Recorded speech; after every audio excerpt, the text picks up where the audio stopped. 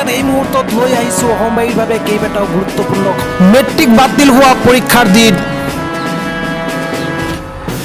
Matric পৰীক্ষা সন্দৰ্ভত সেৱাই জাৰি কৰিছে কঠোৰ নিৰ্দেশনা। বিজ্ঞান আৰু অসমীয়া পৰীক্ষাৰ সন্দৰ্ভত এই নিৰ্দেশনা জাৰি কৰা হৈছে। কঠোৰ বাধ্যবাধকতাৰ মাজত পৰীক্ষা পতাৰ পৰিকল্পনা সেৱা।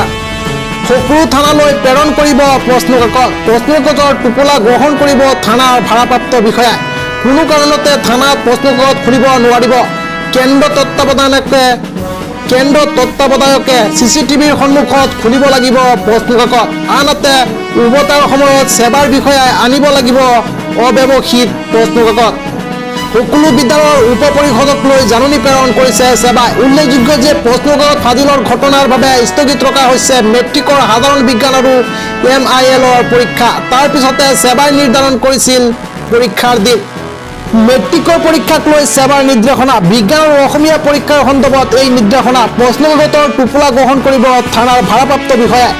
কেন্দ্ৰ তত্ত্বাৱধায়কে চিচিটিভিৰ সন্মুখত খুলিব লাগিব প্ৰশ্নকাকত। সেৱাৰ নিয়োজিত বিষয়া উভতি আহোঁতে লৈ আহিব অব্যৱহৃত নথি। মেট্ৰিকৰ পৰীক্ষাক লৈ সেৱাৰ নিৰ্দেশনা। কেনেদৰে অনুষ্ঠিত কৰিব বাতিল হোৱা মেট্ৰিক পৰীক্ষা? পৰীক্ষাক লৈ সেৱাৰ নতুন নিৰ্দেশনা। হাইস্কুল পৰীক্ষাক লৈ সেৱাৰ আন এক নতুন নিৰ্দেশনা। প্ৰশ্নকাকত ফাদিল হোৱাৰ পিছত এতিয়া শক্ত কৈছে সেৱা।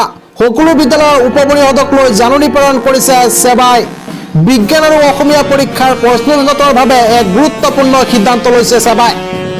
এতিয়াৰে পৰা আৰক্ষীৰ থানাত ভাৰপ্ৰাপ্ত বিষয়াই প্ৰশ্নকাকতৰ টোপোলা গ্ৰহণ কৰিব লাগিব। তেওঁৰ তত্ত্বাৱধানতহে থাকিব প্ৰশ্নকাকতসমূহ। পৰীক্ষা কেন্দ্ৰৰ ষ্ট'ৰ ৰুমত চিচি কেমেৰাত সন্মুখত খুলিব লাগিব প্ৰশ্নকাকতৰ টোপোলা। এতিয়াৰ পৰা থানাত খুলিব নোৱাৰিব প্ৰশ্নকাকতৰ টোপোলা। কেন্দ্ৰীয় পৰিচালকে